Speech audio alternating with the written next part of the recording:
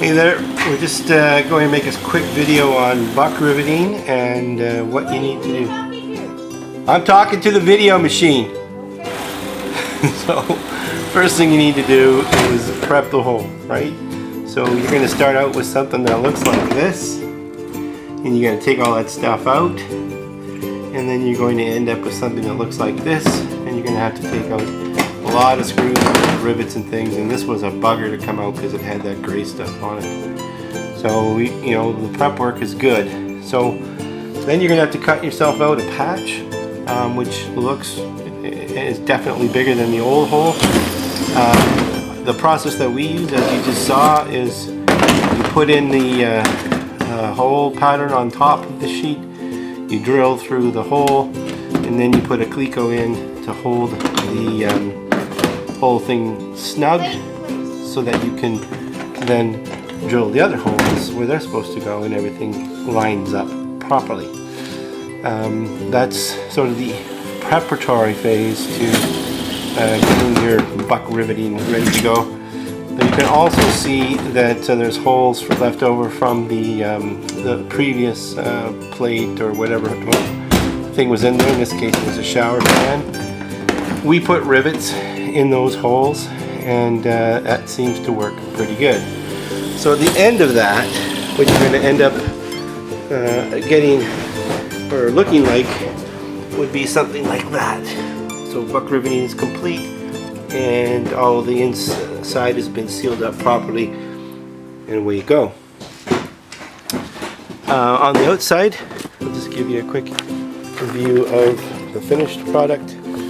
Looks like this, and we'll go up and have a look at what's going on up here.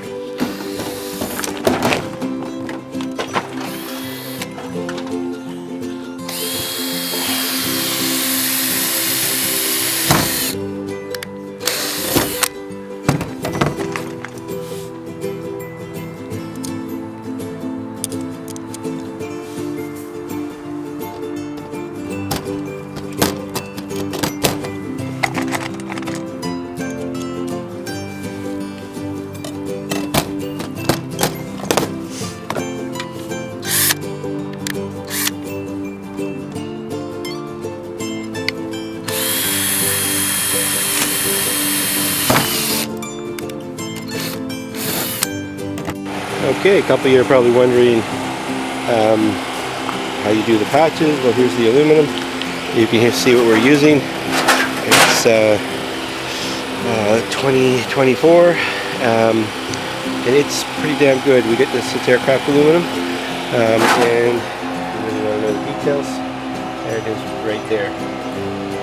2x2 sheets. They can ship this. It's pretty cheap. Make sure you mark on the good side, because basically that's where you want to drill the holes from outside in. What I'm going to do is I'm just going to put my template here, and then I'm going to take a marker, and I'm just going to create a template at the top to saw through. I'm using a jig today with a nice metal blade, so it's quite an easy process, and you can see I'm tailgating it today. Here we are with the finished piece. I've marked out all of the holes where they're going to go, and it's going to go up top to the person's roof. To give you an idea of our setup, it's not hard to do this. We've got a nice, just a step ladder, one of those ones that you can stand on top of, and a person of the right size, weight, and experience on top of the ladder. Plus, we don't have an electrical supply here, so we've got a generator that powers the air compressor and the jigsaw. Today we had a big day. We went out and bought a battery-powered jigsaw, so we're pretty happy about that. The next part of the process is going to be looking at putting the rivets in. And so you're going to have a bunch of different aluminum rivets.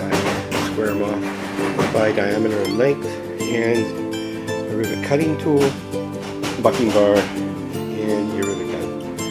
Lots of talk on chatter online about different types. You're going to need a lot of low pressure here. You're not going to need a super duper one, but you're going to need one that's reliable, that works whenever you need it. There's also stuff online about thickness and versus length of the rivet.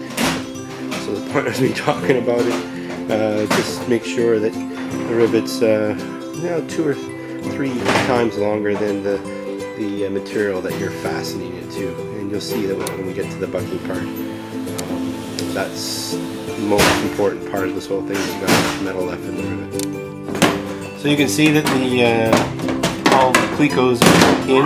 I'm talking to the video again.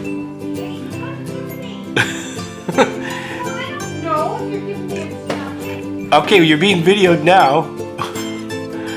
So I have the videos on, and we're going to fill the holes. As you can see, the light's coming through with some rivets first. That's the easiest way to fill a hole.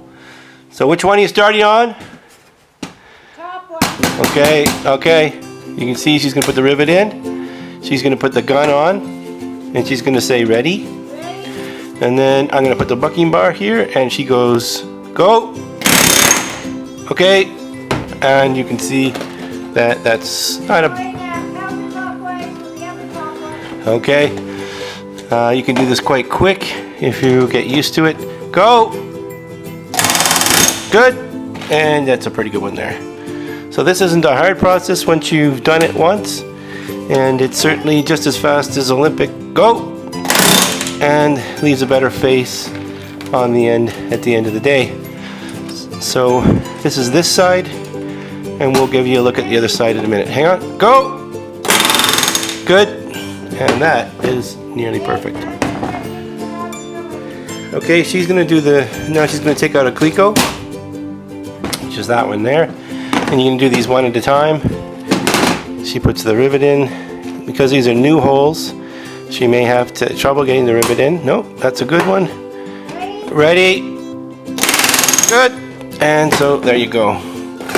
All right, so we'll stop there for now, and we'll finish off some of these, and we'll take some pictures from the top. All right. So we're gonna, are you ready to go? I'll let you know in a sec. Just hang on a second. All right, get this camera balanced. Away we go. Okay, first thing I'm going to do is take out a cleco, and then I'm going to put a rivet in the hole.